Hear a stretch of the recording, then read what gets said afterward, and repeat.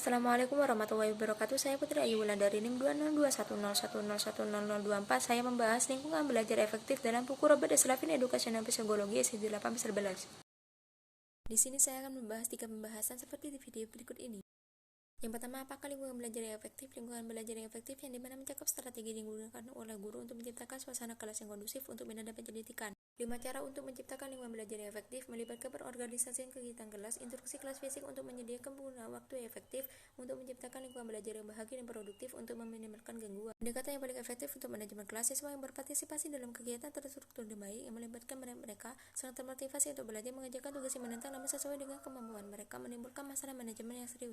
Gambaran sketsa yang dilibatkan oleh Miss Kapalho mengajarkan pelajaran yang menarik, melibatkan imajinasi dan energi siswa, menggunakan waktu secara efisien dan mengomunikasikan tujuan, harapan yang tinggi, dan antusiasme yang menular.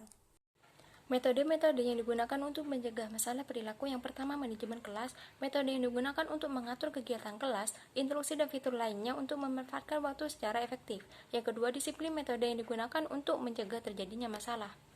Menyiapkan lingkungan belajar efektif adalah masalah mengetahui serangkaian teknik yang dapat dipelajari dan diterapkan oleh setiap guru. Pendekatan untuk manajemen kelas dan disiplin yang menekankan pencegahan perilaku buruk dengan teori bahwa instruksi efektif itu sendiri adalah cara terbaik untuk menghindari masalah disiplin. Menciptakan lingkungan belajar yang efektif seringkali dipandang sebagai masalah menangani perilaku buruk setiap siswa.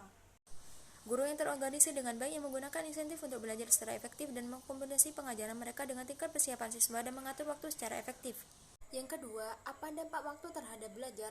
Rentang waktu yang biasa dialokasikan untuk instruksi ini telah menjadi fokus penelitian yang cukup besar. Meskipun lebih banyak waktu yang dihabiskan dalam pengajaran berdampak positif pada prestasi siswa, efek dari waktu tambahan seringkali sederhana atau tidak konsisten. Dengan kata lain, aspek terpenting dari waktu adalah aspek yang berada di bawah kendali guru, seperti pengorganisasian dan penggunaan waktu di dalam kelas. Yang pertama, menggunakan alokasi waktu. Waktu di mana siswa memiliki kesempatan untuk belajar, seperti di saat guru memberikan ceramah, siswa dapat belajar dalam memperhatikan. Salah satu penyebab hilangnya waktu yang dialokasikan untuk pengajaran adalah interupsi. Yang kedua, meminimalkan waktu yang digunakan untuk disiplin. Pandangan tajam diam-diam bergerak mendekati siswa yang mengikuti atau isyarat tangan. Yang ketiga, menggunakan waktu terlibat secara efektif, yakni di mana waktu yang dihabiskan siswa untuk melakukan pekerjaan yang ditugaskan. Yang keempat, manajemen kelas di kelas yang berpusat pada siswa. Manajemen kelas dilakukan di ruang kelas yang diatur secara tradisional, di mana siswa memiliki sedikit pilihan tentang apa yang mereka lakukan dan sedikit interaksi satu sama lainnya. 3 aturan untuk manajemen transisi. Saat melakukan transisi, sebelum transisi dilakukan, lakukan transisi sekaligus.